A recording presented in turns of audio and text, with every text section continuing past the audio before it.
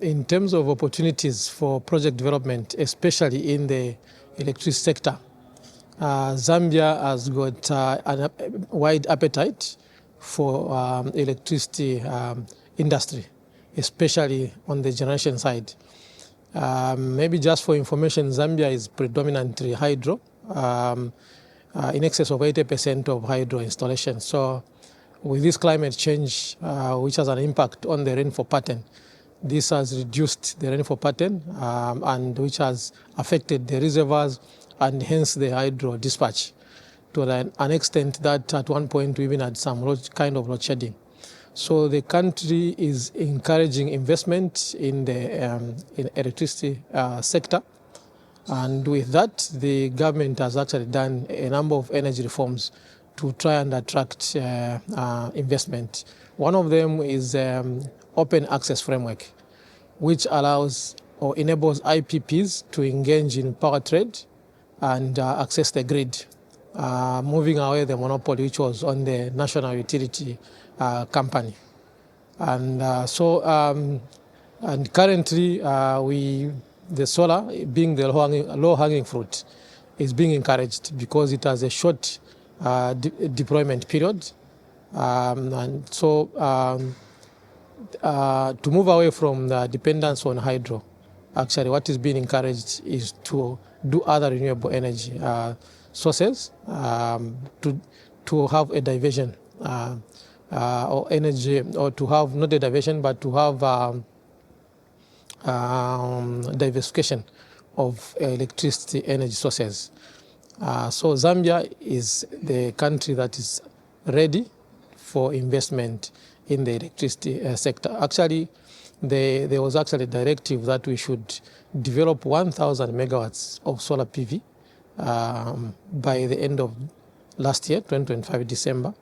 Currently, we are sitting around 400, so we still have a deficit to that requirement of 1,000 by last year, December. The largest challenge that developers face to move from concept to eventual implementation is packaging of the bankable project. For you to attract lenders, you need to package your project to make it bankable. To make it bankable, you need to have, of course, credit with the credible off-taker who should be able to meet the bidding. Or you should also have, in case you don't have a credible off-taker, you should have a credible end user who should be able to pay on time.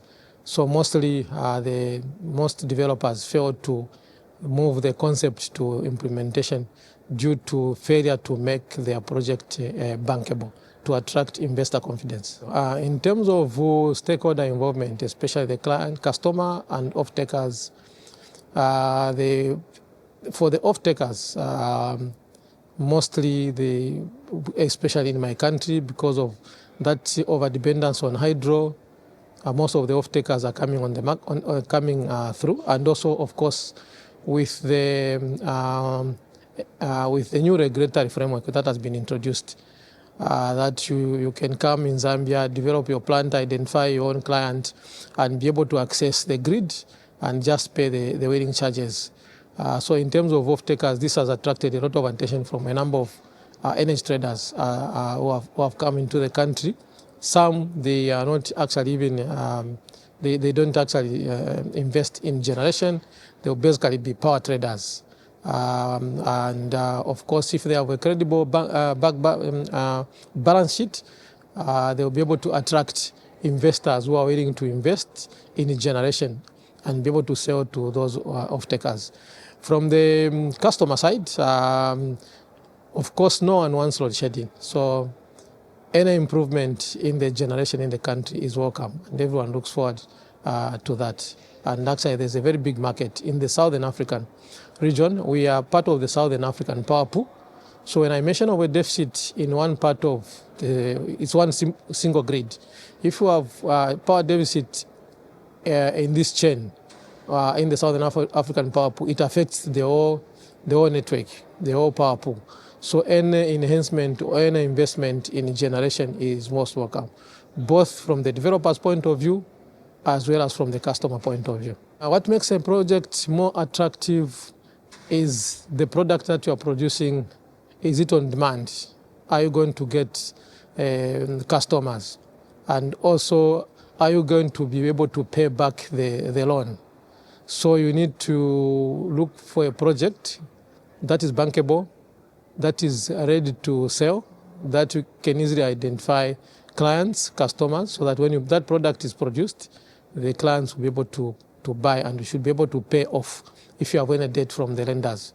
So for us, electricity industry is a greenfield. Electricity industry is attracting a lot of attention, both from my company's point of view and also from the country's point of view, to deviate or to move the dependency on hydro.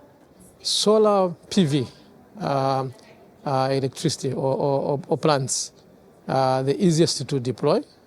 Solar is a low-hanging fruit. We have the sun throughout the year as compared to the rains. And also, of course, for hydro, deployment takes about 4 years or so. But for solar, in terms of development, like the one we did, it only took 10 months from start to end. And also in terms of the costs, solar is cheaper as compared to hydro. So for us, solar is the way to go for now. It has quick deployment, relatively cheap to develop.